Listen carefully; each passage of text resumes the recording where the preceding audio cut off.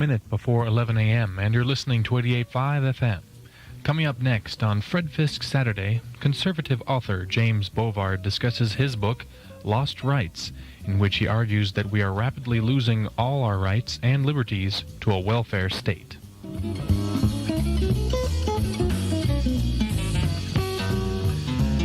It should be partly sunny this afternoon, with highs American Tradition 88.5 FM, WAMU Washington. It's 11 a.m. Time now for Fred Fisk Saturday. All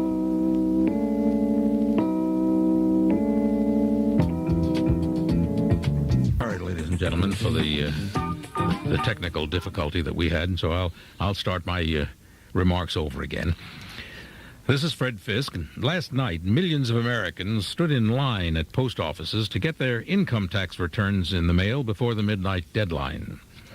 Much of the money paid in taxes goes to support government agencies and activities that James Bovard believes are pointless, brutal, out of control, and counter to the principles on which this country was founded. I'd like to read you the first paragraph of his book, Lost Rights. Americans' liberty is perishing beneath the constant growth of government power. Federal, state, and local governments are confiscating citizens' property, trampling their rights, decimating their opportunities more than ever before.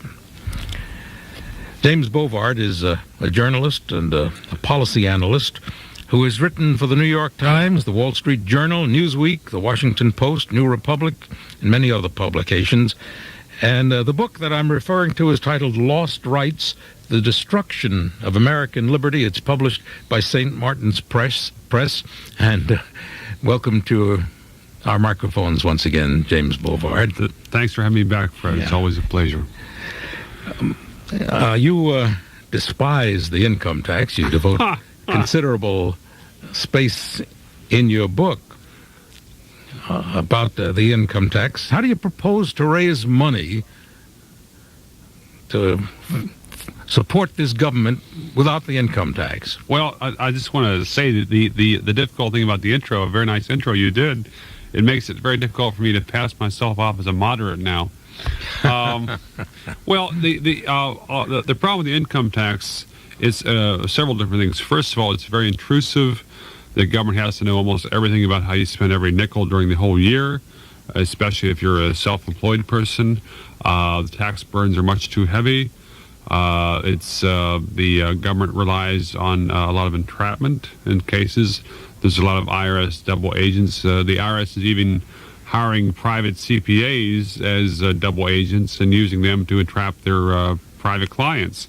The whole idea that a person cannot even trust a CPA because of IRS undercover operations is an outrage. The fundamental problem is, though, that the government is taking far too much money from the people. Well, taxes are far too high. Government is spending far too much on wasteful programs. The programs that we're spending on, of course, are programs that the American people, by and large, have demanded one way or another.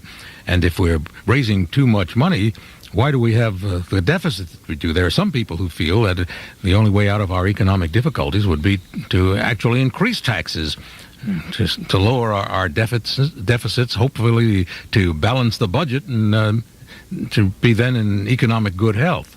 But beyond that, what's the matter with the income tax itself? I mean, it allows people to assess themselves for their income tax. You have difficulties with some of the ways in which the tax is enforced, but how would you propose to make it equal? Well, my feeling is the goal should be to minimize the tax burden on all Americans, and the income tax. The law has developed in a way to give the IRS almost absolute power over people.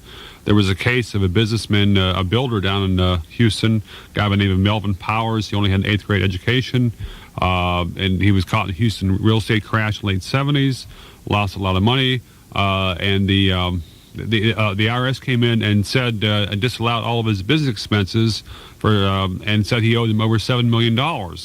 It turned out the IRS had no evidence whatsoever for this. The IRS didn't even try to get evidence for this. The IRS dragged the guy to court, and it turned out that the IRS thought they could win simply because of the court doctrine that the IRS is automatically presumed correct. This is something which they use in case after case after case. What happened, though? Well, it turned out eventually the IRS filed a demand for $7 million in 1986. The person was forced into bankruptcy. His business was ruined. His life was probably fairly well ruined as well. In 1991, the case finally got decided in the U.S. Tax Court, and the U.S. Tax Court judge said the IRS had no evidence. They had not even tried to get evidence, Now, and it was thrown back in his face. Jim, if I were to have one main criticism of your book, is that it's largely anecdotal. You tell stories in which people like this gentleman were done great injury or injustice, and then you reach your conclusions on that basis. The fact is that the IRS is a huge operation. It deals with all of us, and that sure there are horror stories, sure there are people who are done injustices, and we have access to the courts, as this gentleman did, to eventually rectify things. Now, I have been filing tax returns for a good many years, as you know.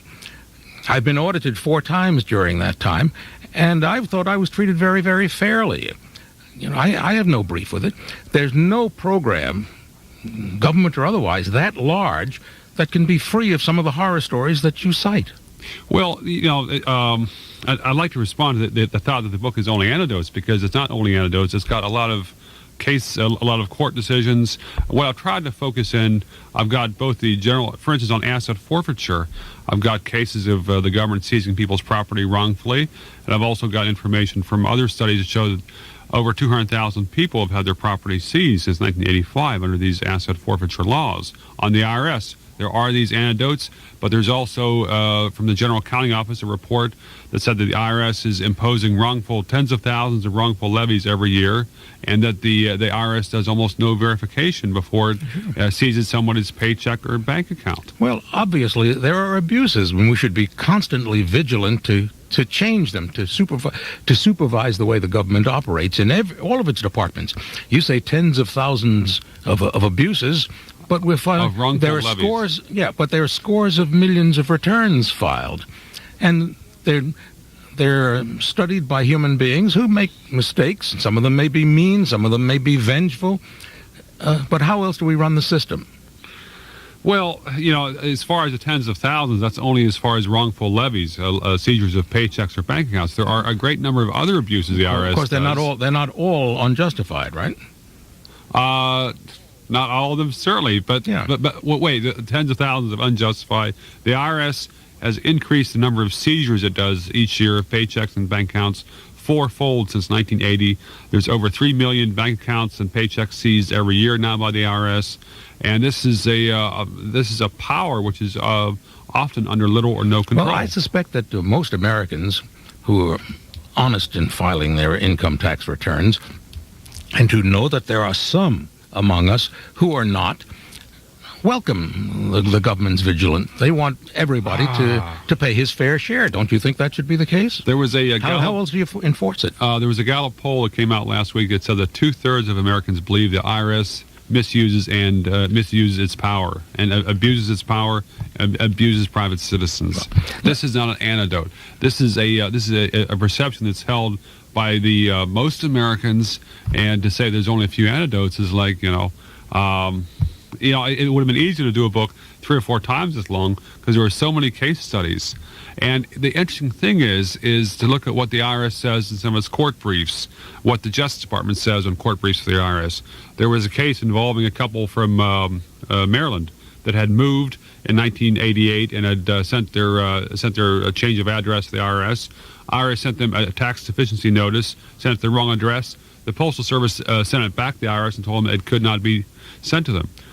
So the IRS knew these people had not gotten their tax deficiency notice, but the IRS went ahead anyway and tried to impose a $6,000 demand on them and gave them only 10 days to pay it. I don't want to create the impression that your book is solely about the IRS. No, it's You're not. critical of all kinds of government agencies and operations. Most of us feel that while our system of government is far from perfect, that it requires constant change and modification, that it's worked better than almost all the others in the world. Do you disagree? Well, I think the standard that we should be using is not to is not to sit here and say, well, things are worse in Mexico, things are worse in Zambia, things are worse in Pakistan.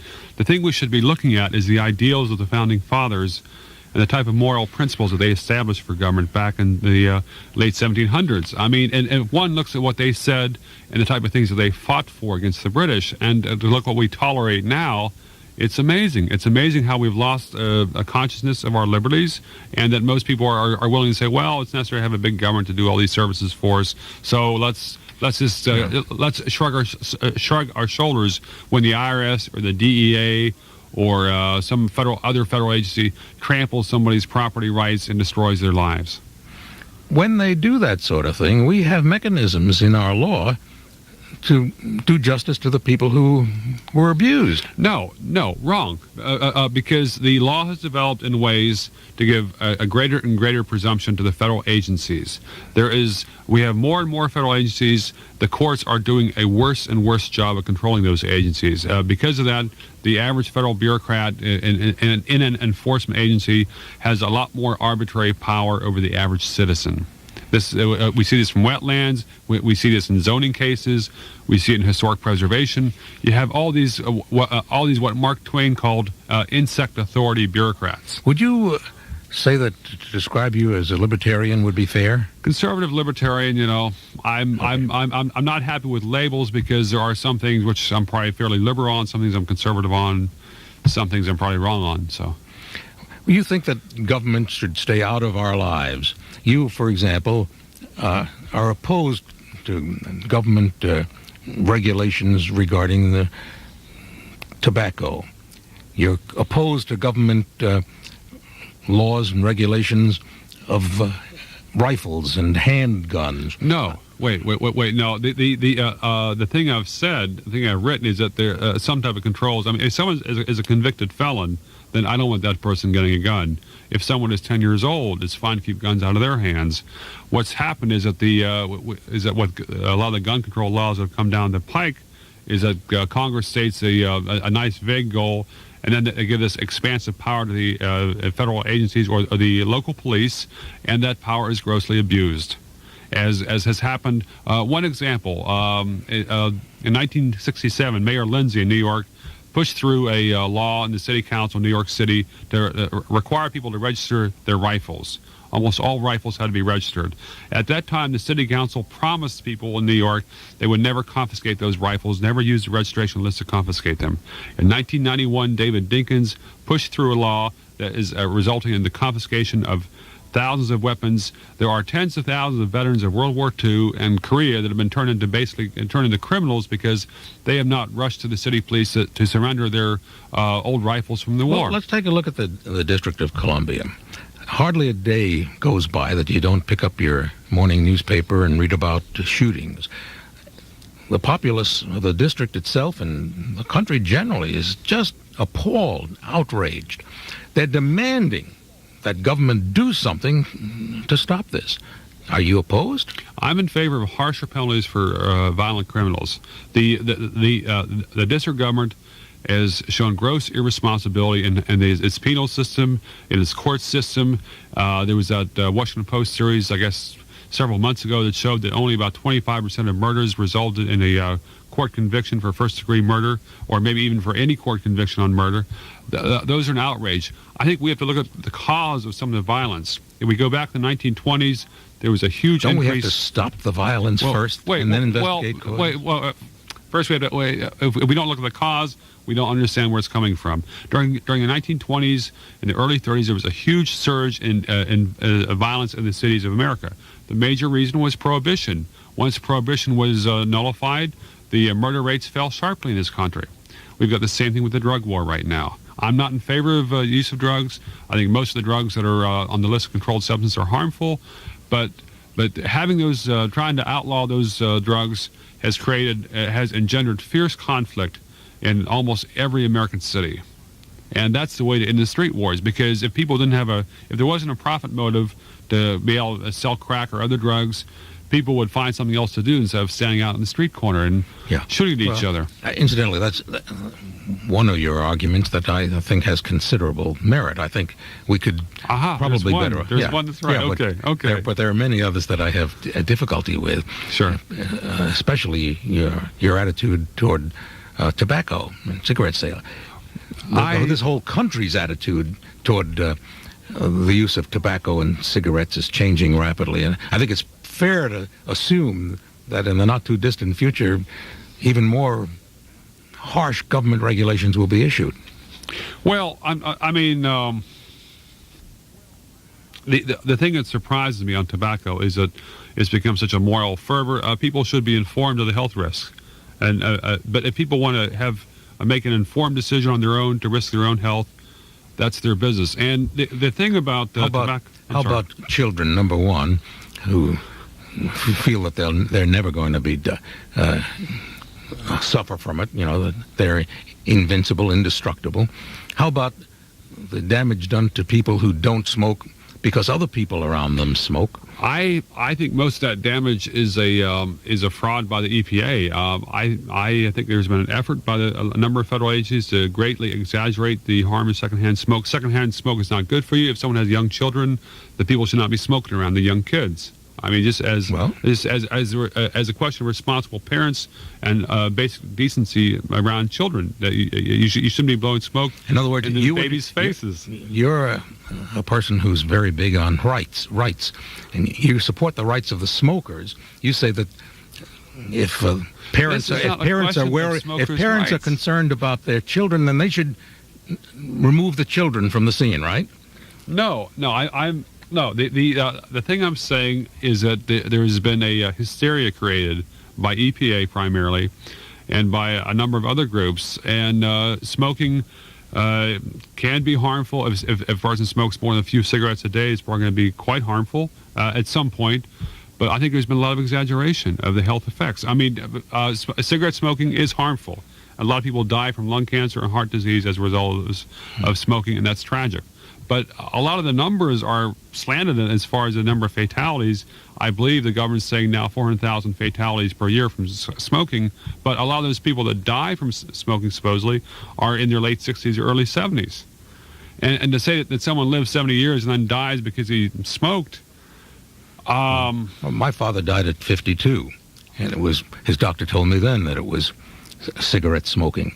What about some of the misinformation that's been circulated by tobacco companies? It's come out this week in congressional hearings. Doesn't the government have a responsibility to protect citizens against that sort of thing? I have not followed those hearings that closely. You should have. Well, I was following the IRS. I was doing some stories on them this week. Let me ask you another thing. Okay. What about government regulation of airlines and rules concerning airline safety? What about government regulations concerning food safety and FDA? Are you opposed to those? I'm not opposed to regulations on airline safety. It's really restricting the freedom of pilots and people who operate airlines. Well, wait a minute. Fred, I mean, the interesting thing was, I think you started your comments in the book by saying there were it was mostly anecdotes. However, the thing you're doing is taking extreme cases of airline safety, which almost any reasonable person would be in favor of. And the thing you're avoiding is the type of cases, looking at the actual examples in the book, of where it's how the government agencies have gone overboard and destroyed opportunity, destroyed people's lives. I mean, it's not simply a question of whether we should have any government. I mean, I've made it clear in the book, I'm not an anarchist. The thing we need is an ideal of limited government, a government that will preserve a certain minimum of law and order and will otherwise not destroy people's lives and yet provide some defense of people. And the government right now we have is trying to run people's lives and is doing a miserable job of protecting them from violence and from other things. But you believe they have a role to protect their lives and their safety? And and their abuse. Their lives. I mean, the government is created created to minimize violence. That's one of the primary purposes, and government is failing miserably at that. 5 million Americans are being robbed, assaulted, murdered, raped every year now. Part of the reason we have so much crime is because the government is not really. Crime is almost a low priority for a lot of the government, or a lot of the politicians. Politicians would much rather launch a war on secondhand smoke or launch a war. You didn't hear President Clinton's address to the nation this morning, in which he devoted his entire address to the problem of crime and urged people to call their Congress representatives and urge them to pass the crime bill and so on. Well, he presented it as a very high priority. Clinton talks of it as a high priority. There's a lot of garbage in the crime bill, which is just going to throw more people in jail and not really make anything any safer. And I think it's unfortunate that the Congress and the Clinton administration has not had the courage to look at the failure of the current laws, which have caused so much of the apparent criminal justice problem. In 1990, for the first time, there were more people sent to prison for drug violations than for violent crimes. In over 30 states now, the prisons are under court order to reduce overcrowding. You've got violent people that were muggers, robbers, burglars being set free in order to make room for people that violated drug laws. Again, I'm not in favor of drug use, but it's a bizarre inversion of values when we're setting free violent criminals to make room for people that had marijuana growing in their closet. Yeah, I'll agree with that. Sure. How do you propose then that we go about dealing with the problem of crime? Well, first of all, I would get rid of most of the drug laws. Doing that there are over 1 million people arrested every year for drug violations. If somebody's selling drugs to children, fine. I'm happy to see them arrested and punished.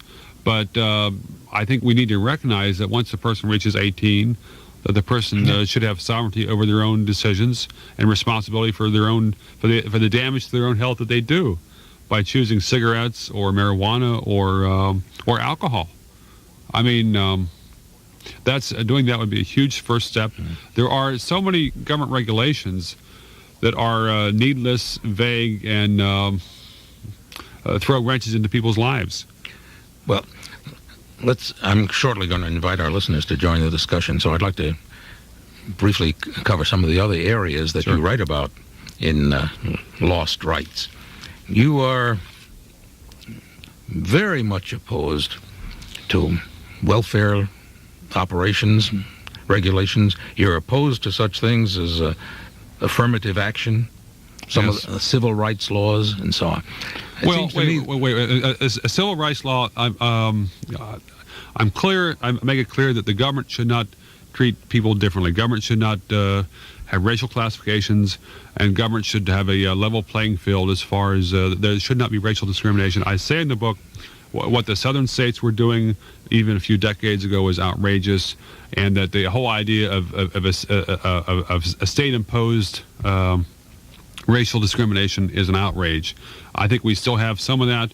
I have a lot of examples. Would you agree that you say we still have some of that? Wait. Let me make this point right here because it's important. You think it's outrageous that people should be discriminated against on the basis of race or ethnicity, as is happening with the drug war. You think that kind of discrimination has been reduced. You say we still have some of it. We used to have much more. Right. Wasn't it reduced as a result of legislation? Yes. Well, but that's exactly the sort of thing that you're opposed to. No.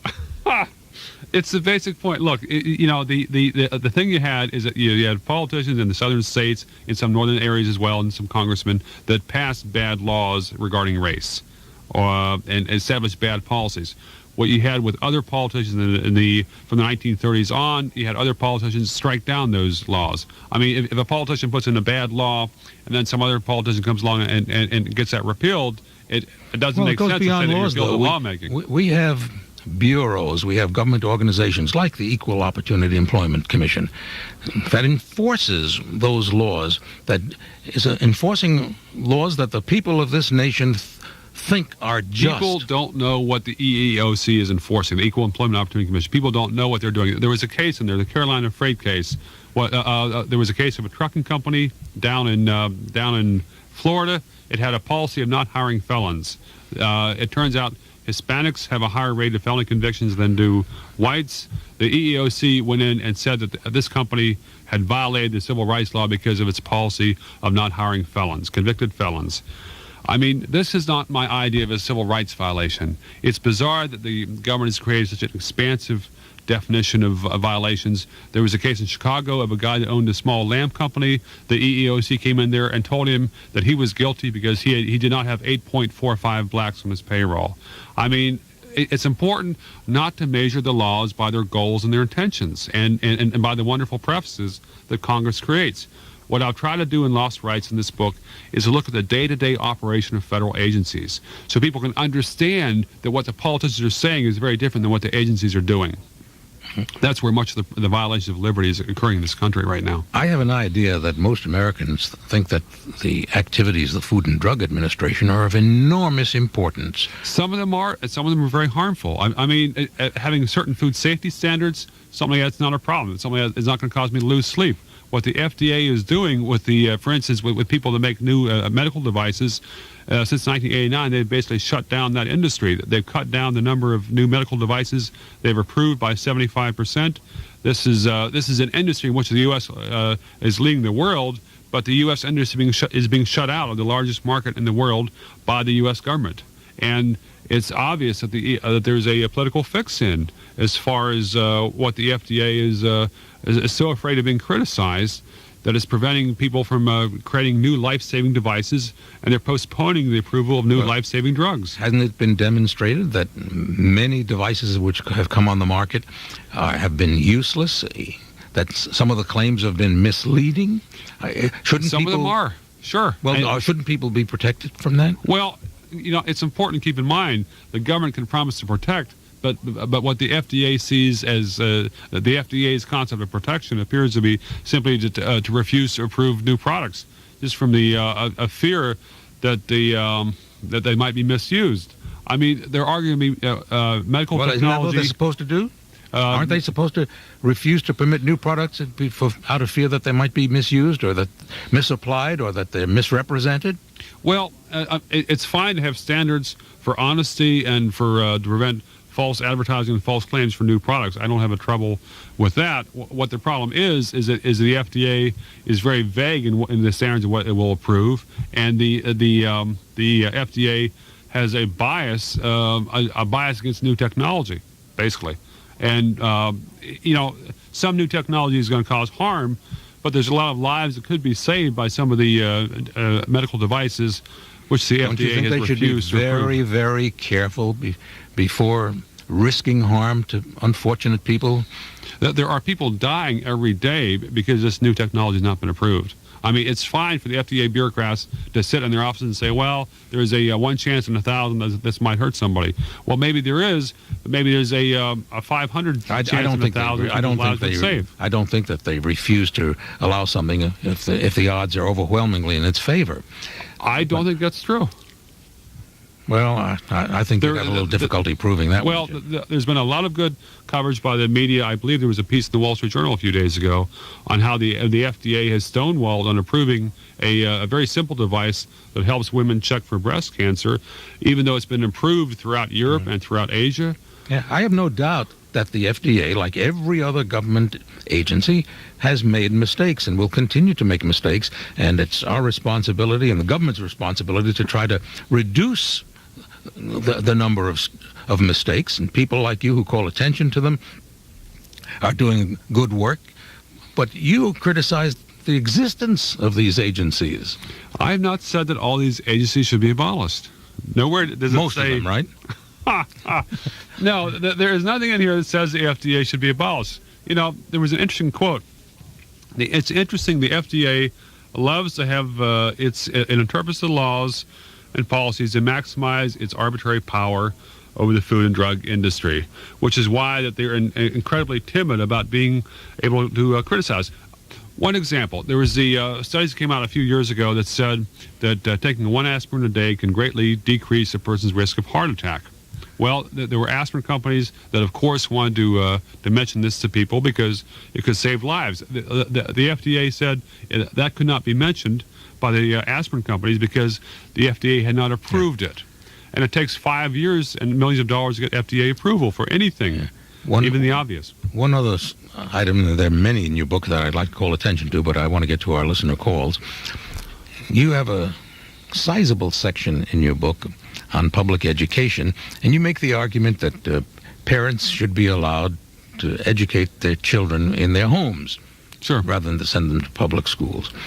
And a lot of people would be wary of that, since many parents... Who owns the children? Nobody, Government or the nobody parents? owns children. Well, I mean, government has no right to act like it owns the children by saying Well, that they can't be educated at home. The government has a responsibility for all children who are born to look after their welfare. There are parents, for example, who neglect their children, parents who are outright cruel to their children. There are many such parents. Does the government have any responsibility to act in those cases? There are many such parents. However, if one looks at the average parent versus the average government foster care agency, it's a difference of light and day. You said parents own their children. Does the government have a responsibility? I didn't say the parents own their children. You did say that. You said that exactly.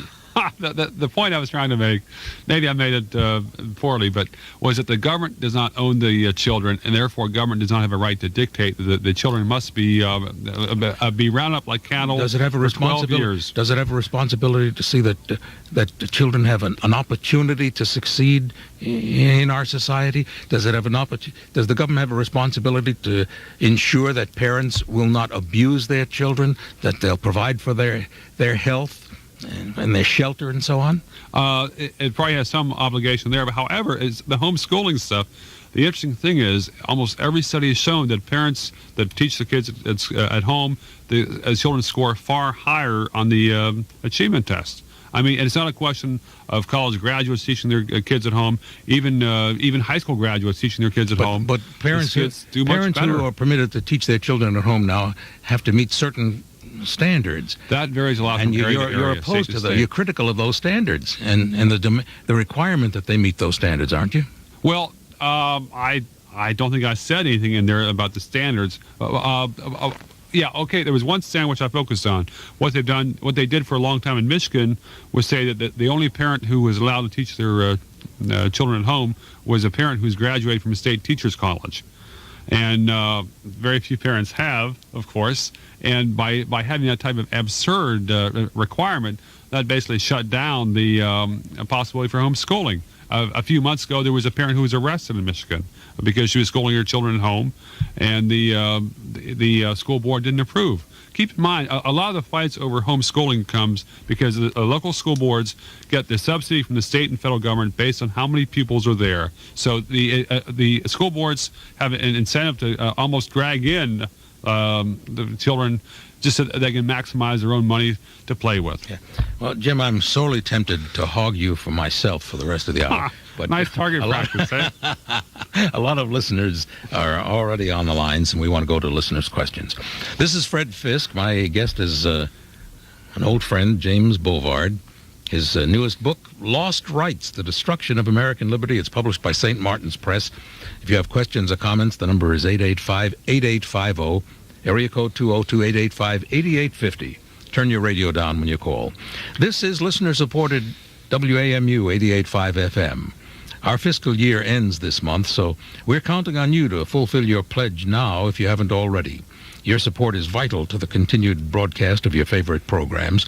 If you have any questions, please call 202-885-1250. Remember, our fiscal year ends April 30th, so fulfill your pledge now, and thank you very much. Let's go to the phones. Jim in Silver Spring, you're on the air. Thanks for having Mr. Bovard on the show today, Fred. It's very interesting. Good. Mr. Bovard, I've been following a couple of government agencies closely over the last 5 or 6 years, and I agree with you very strongly that their powers, the powers of at least these government agencies, have expanded tremendously, and Congress has, for some reason, chosen to allow them to take so much more power, or granted them so much more power. But what amazes me is that the courts are also granting them much greater discretion, and I've been, and of course, the president and the executive branch has also granted them much greater discretion. I wanted to ask you, how is it that these three different branches of government all seem to be doing, following the same trend at the same time, which is just permitting so much greater discretion and authority on the part of government agencies? Well, from a simple point of view, it's not surprising that all three branches of government are pro-government. It's unfortunate, especially as far as the judges go, that very few of the judges seem to have any kind of basic understanding or philosophy of the Bill of Rights. It's amazing to see the decisions on the Fourth Amendment, which is supposed to restrict searches and seizures. The courts have really gutted that in the last 20 years. The Fifth Amendment, the guarantees on property, have been gutted since about the 1930s. There's a small turning on some of these things now. Some new awareness of property rights, but most of the judges just act like they're paid by the government, which is what they are. There are a few cases, a few judges have done great work. Judge Posner in the Federal Appeals Court in Chicago. Judge Alex Kaczynski has done some good decisions in California, but, I mean, it's far and few between. Thank you very much. Let's go to John in McLean. Yes, thanks for taking my call. It seems to me that when the government is taking our money and spending it for the public good, they're on fairly strong moral grounds, public good being things like roads and defense, the courts, the FDA. Where it seems to me the government gets on shaky moral ground is when it takes my money to give to someone else for their personal good. If a robber comes up to me who is needy and sticks a gun in my face and takes my money, even if he or she is needy, we put him in jail. And I guess what strikes me is I don't see how it becomes moral if the government takes its gun, sticks it in my face, and takes my money to give to someone who's needy. Yeah, I think that's a very good distinction. As far as national defense and roads, things like that, I don't have a trouble with the government being there, and as far government programs. As far as the idea of the courts, the basic police, that's something we need. It's not viable at this point to have it provided by private services. But the idea of transfer payments is an entirely different moral category.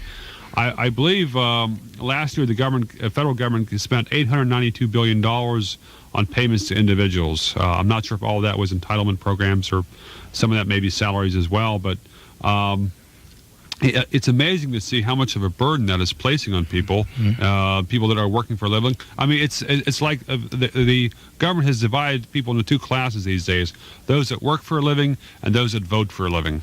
Don't you think that the government has some moral responsibilities? Don't you think that there should be some concern over the general welfare of our population? Fred, if in fact there are millions of Americans who are left to starve, for example, to live in impossible, shoddy circumstances, to suffer because they can't afford health care, doesn't this reflect on society and the general happiness, well-being of the society, aside from all else?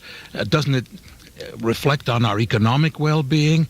I think most Americans feel there's a moral component to government. Well, again, I think part of the difference in your view in government and my view in government is that I think you tend to measure it by the goals and intentions and the ideals. I mean, public housing has some wonderful goals and ideals. Go to almost any public housing project in D.C., and you'll see something that looks straight out of hell. In areas, public housing is an example of where government is trying to do the most and failed the worst. And people in public housing, it's a crime what the government has done, and it's a crime what the government has dragged people down to. And I think a lot of the other welfare programs have had similar adverse effects on people's lives. There was the comments on welfare reform right now. A constant refrain I hear is that it's difficult to train people on welfare for jobs because you have to earn at least $8 or $9 an hour to compensate for the benefits which they would lose. Well, that's an example of the politicians creating an insane structure. I mean, people that don't have job experience. What the question comes down to is, should we eliminate welfare programs, or should we eliminate the abuses and the unsatisfactory aspects of these programs. This is the heart of the question. This is the heart of different philosophies on government. I mean, a lot of people say, well, there's all these problems, but the answer is to fix it. Well, we've known a lot of these problems for decades. We still haven't fixed them. Public housing has been a mess since the 1960s. It's probably gotten worse in the last decade. It's the same is true with a lot of other government programs. The agriculture programs have been a boondoggle since the 1930s, and every now and then the politicians say, well, this doesn't make any sense, but the politicians keep doing it anyhow. I mean, there is no learning curve. So you would eliminate it? There's no learning curve in federal policy. Congress has learned nothing and forgotten nothing, which is why the congressman should have much less power. Fred in Reston? Yeah, very important discussion. My problem is because there are so many government agencies or programs that have been corrupted or derailed or whatever your answer is to get rid of them, I think the better solution is for people not just to throw up their hands and get rid of them, but more citizen oversight, people getting off their duff and putting down the damn channel changer and just watching it, being a public citizen, for lack of a better term. And the other point I wanted to bring out was about this smoking issue. Forget about government regulation. How come I never hear talk about it's the people who choose to smoke and abuse their health that is a cancer upon our healthcare system? We're not even talking about government subsidy. The insurance companies, which are the private sector, last time I looked, adjust their rates so that the rest of us ratepayers have to subsidize their habit. So my solution to that would be R.J. Reynolds and Philip Morris. R.J. Reynolds had $22 billion to buy up Nabisco. Why don't the tobacco companies pool their resources and create a smokers-only healthcare system? That way they'll be subsidizing their own health.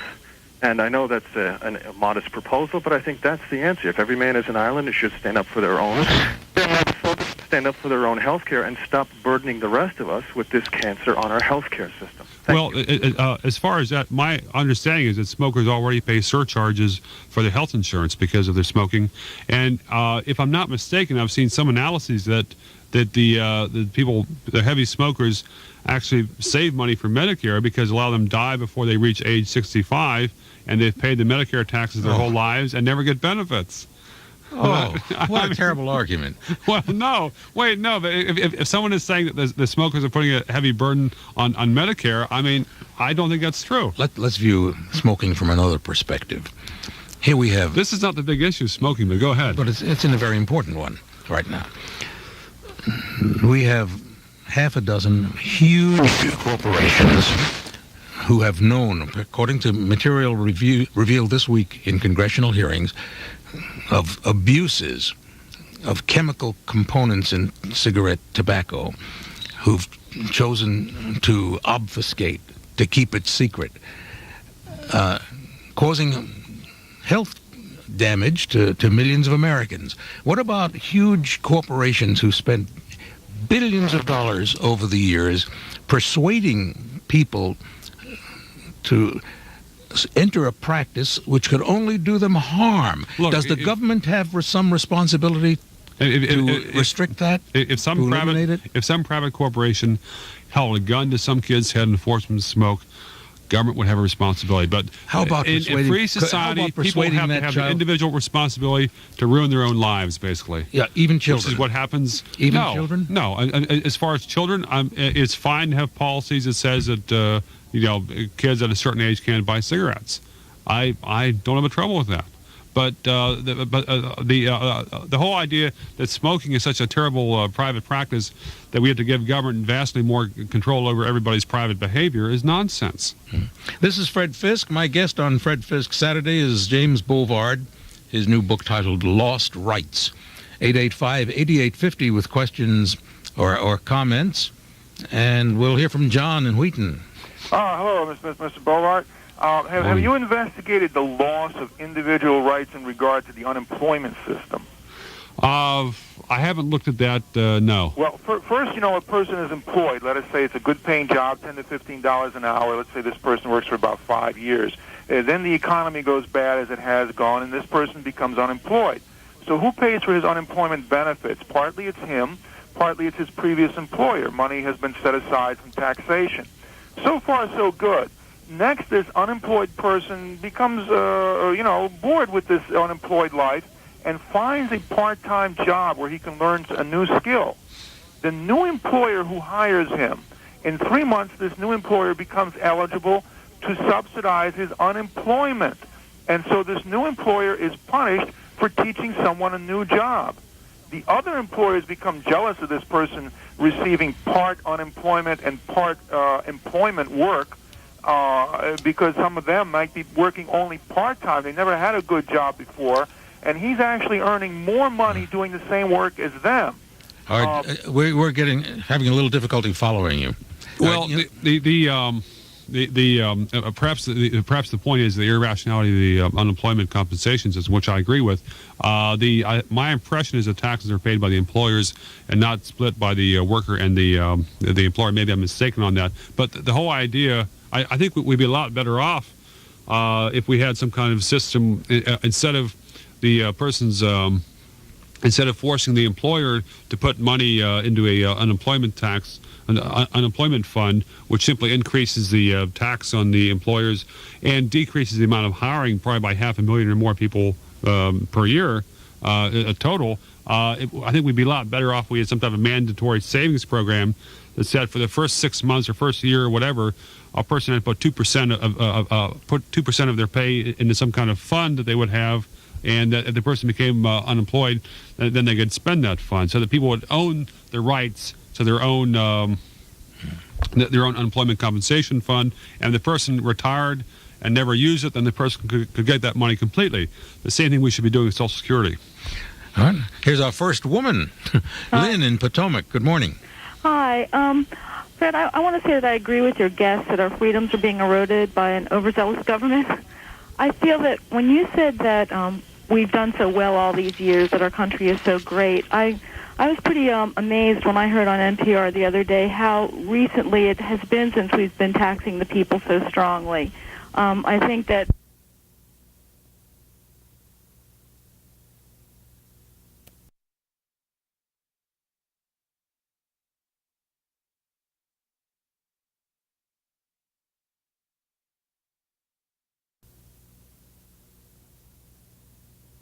population, so is the complexity of our lives, so is science, so is travel, so is international relations, so is the size of business requiring regulation. And the people of the government, by and large, has reacted to demands from the people. Well, but a very simple number here. The average family with two earners is now paying about 40% of their income on taxes. People are spending more on their taxes than they're spending on housing, food, and clothing combined. And it is That's the burden of government. Sorry, yes, go ahead. It is taking away our freedoms. It absolutely is. And I think that when we care about, when you were talking about our moral responsibility to the poor, I think that it's the individual's moral responsibility. It's me seeing my poor brother or sister or somebody down the street who needs help. I need to take care of them. I shouldn't expect a government to do that. I think that it's better for that poor person and it's better for me that I take care of them myself. Well, I suspect your memory doesn't go back as mine does to the time when there was less government involvement and there were a great many people who lived lives which were in some ways comparable to the kinds of things you see in countries, third world countries. Well, but part of the change... We have a responsibility as a society. Individuals, yes, they should contribute, but there's a societal responsibility as well. Part of the change from the time your memory goes back to is that the Americans in general were not nearly as had lower standards of living then. We've had a lot of growth in the economy since then, so standards in general. I think the caller makes a good point about individual responsibility. I mean, part of the trouble in society is that people think, well, since we have a government agency, people don't need to do anything themselves. And I think that's been a tragic loss compared to earlier generations. We still have enormous charitable organizations in our country. The churches in our country still doing a great deal of charitable work. Individuals haven't opted out. Well, pick up your mail every two-thirds of your mail every day, I bet you, is from charitable organizations seeking contributions to do all kinds of charitable work for people in our society, in addition to what the government does. But as far as the perspective of primary moral responsibility, that has changed. Yeah. Norm in Arlington. Fred. Hi. Fred, we have met the government, and it is us. Who puts the government in office? The people put the government in office, and when there are more people who want the government programs, the programs will be voted upon and will become law. When enough people want those programs discontinued, for example, prohibition, as your guest mentioned earlier in the program, when the people want those programs and those constitutional amendments eliminated, they will so instruct their representatives, and the representatives will act at their behest.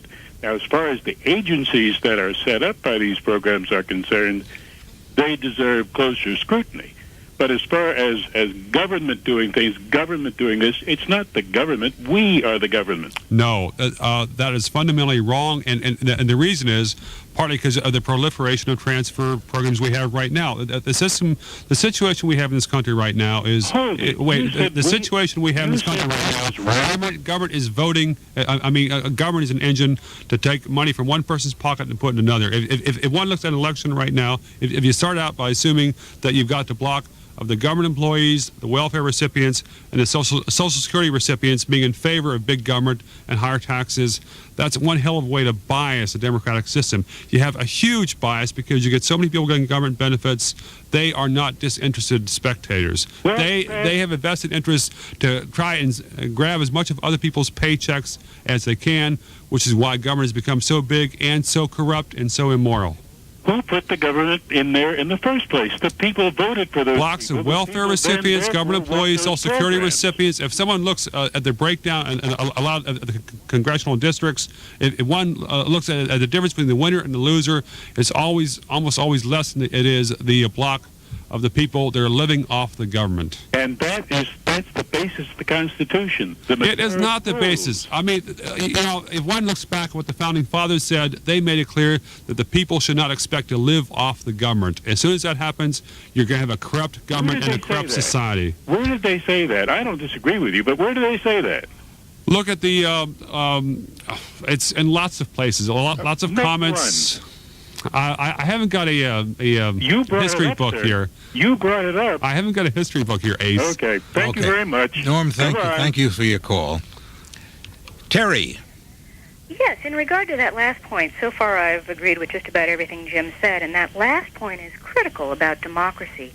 Democracy only works when the rights of the individual are absolutely ironclad guaranteed. An excellent point. And what we've had happening, I heard a quote recently that democracy can be 3 wolves and a sheep deciding what's for lunch. I'm sorry, go ahead. I think, so the point is we must draw a line and only permit government to act in areas that don't inhibit individual rights. That's an excellent point, and I think that was the kind of ideal a lot of the Founding Fathers had, that it was necessary to have a government. Government was perceived as a necessary evil, and therefore the Bill of Rights aimed to minimize the amount of government abuse of the citizenry. What's happened in recent decades is that politicians and the judges have thrown out a lot of the Bill of Rights. I think government should protect the rights of individuals, but we have come to realize in recent years, or to accept in recent years, that those rights include certain things that they didn't earlier on, that people have a right to health care, that they have a right to a public education. Well, that's where we differ. And apparently, the large majority of Americans agree with that.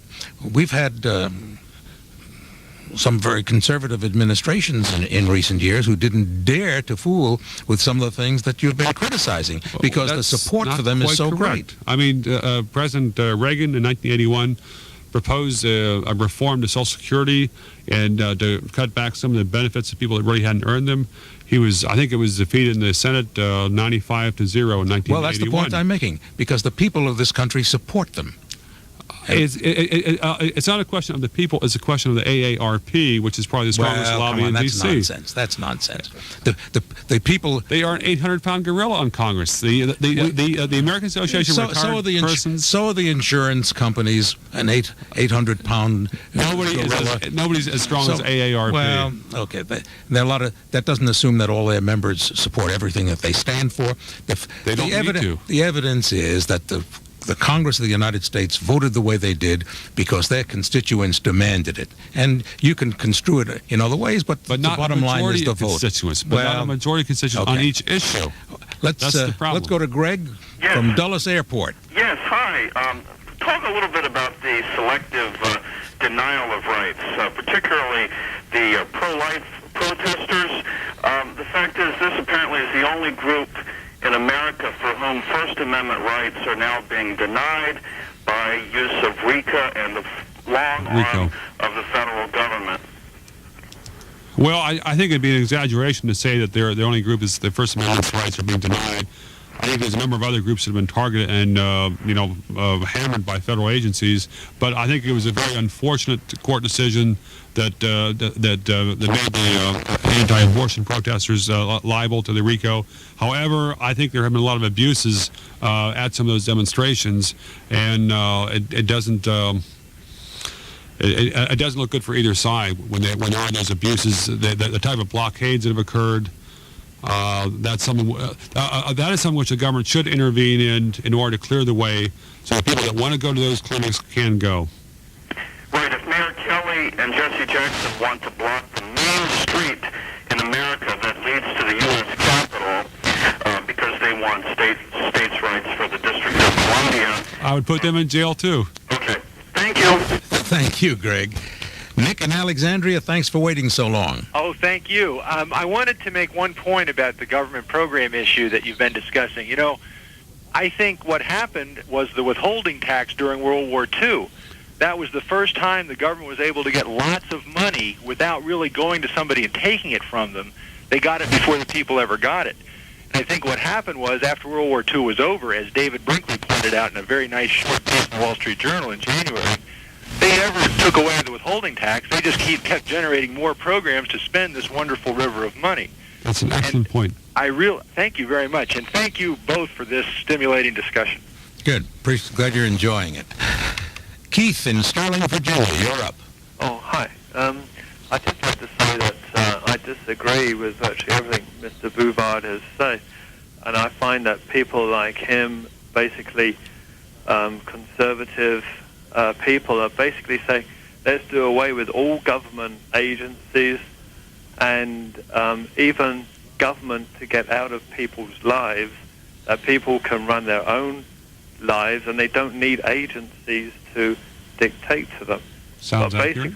But basically what you're saying is that these people are only motivated by making money. No. That's not what I'm saying. As far as the federal agencies, there are a lot of good people that work for the federal government. There are some very good people on Capitol Hill, and there's some very good judges.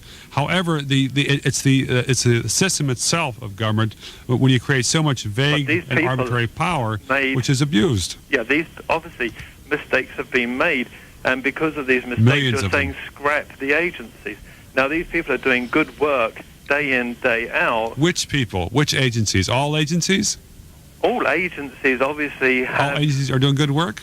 Yes. I mean, that's why they were... Well, I don't think anybody would... I don't think most people would... in the first place. It would never... Because, I mean, America is a beautiful country, and it's basically been raped by these big corporations. They pumped waste into rivers, into the air, and it's only when the agencies get involved that something good is done about it. Keith, thank you very much. You laughed because this man said all agencies are doing good work, and I think, of course, that's not true either. Yeah. But let me ask you, do you think any government agencies do good work? What's your definition of good work? I mean, there are agencies that do serve a necessary purpose. There are some things the Pentagon has done which are necessary for national survival. Are they doing them well, in your view? Hell, some are, some aren't. Some parts of the Pentagon are, some aren't. That's my point about government generally. But for instance, if one looks at the agriculture department programs, we have programs in which we're paying farmers not to plant on 50 million acres of cropland this year. It doesn't matter if that program is run well or run badly. It's an idiotic program. There are so many idiotic, unjustified programs. It's not a question of whether an idiotic program is run well. The program should be abolished. Doesn't matter how it's run. The point I was making is that our caller says all our government agencies do well, and you say none of them does well. And no, I have not said none of them does well. That is not what I've said, Fred. I'm saying that most of them are unnecessary, which is more important than doing it well. In your book, you don't point out any you think are doing well, and you don't. No, today, Fred, you haven't said it. You haven't said it. Fred, you haven't pointed to a book. single government. You know better than that, well, Jim. All right. You know I've read well, it. You know, let's take one more call here. Is it 12? Hello, you're on the air. Hello. Yes. Short time remaining. Okay. I think I've got the wrong radio program. You do? Yeah. Okay. Sorry. I can't imagine how that could happen. All right. All right. Out here. Bye. Elizabeth. Yes. We have about a minute. Okay, great. I just wanted to say, Jim, that I agree with just about everything that you've said, and I think the clear majority of the people out there also agree.